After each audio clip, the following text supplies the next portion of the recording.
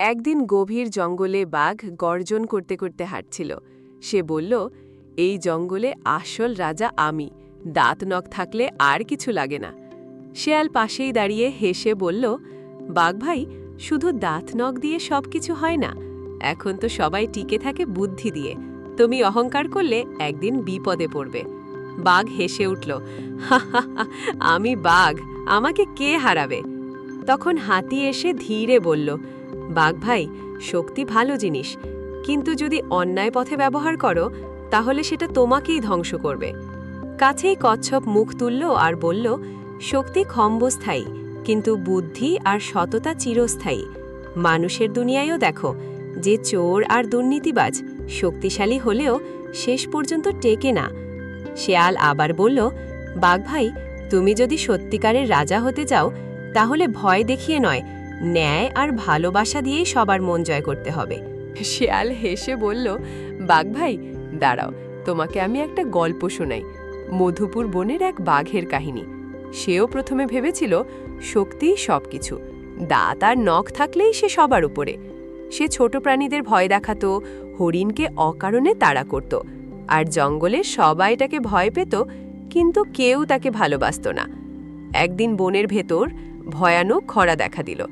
খাবার কমে গেল, পানি শুকিয়ে গেল। তখন সেই বাঘ যতই গর্জন করুক, কেউ তাকে সাহায্য করতে চাইল না, কারণ সে সব সময় অন্যায় করেছিল। শেষমেশ সেই বাঘ একা হয়ে গেল। সে বুঝল, শক্তি দিয়ে হয়তো ভীতি তৈরি করা যায়, কিন্তু ভালোবাসা আর ন্যায় ছাড়া আসল রাজত্ব টিকে না। বাঘ ভাই, শেয়াল যেমন একটা গল্প শোনালো, আমিও এমন এক বাঘের কথা জানি।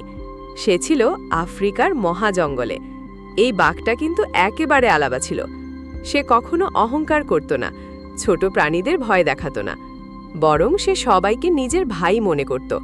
হরিণের সাথে খেলত, বানরের সাথে ফল ভাগাভাগি করত, আর কচ্ছপের ধীর পায়ে হাঁটার গল্পও শুনত মন দিয়ে।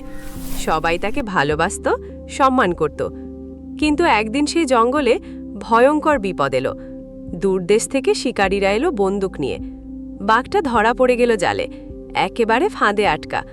তখন তো সব প্রাণী ভয় পেয়ে পালিয়ে গেল, তাই না ভাবছ? না বাঘ ভাই, বরং যা হলো তা একেবারে অন্যরকম। শেয়াল দৌড়ে খবর দিল, বানররা একসাথে দড়ি কাটল, হাতি এসে তার সুর দিয়ে জাল ছিঁড়ে ফেলল, আর কচ্ছপও বলল, একসাথে থাকলেই মুক্তি পাওয়া যায়। শেষে সেই বাঘ বেঁচে গেল। সে বুঝল, ভালোবাসা আর মিলেমিশে থাকার শক্তি আসল শক্তি। যদি সে একা একা চলত, অহংকার করত, তাহলে হয়তো আজ বেঁচেই থাকত না।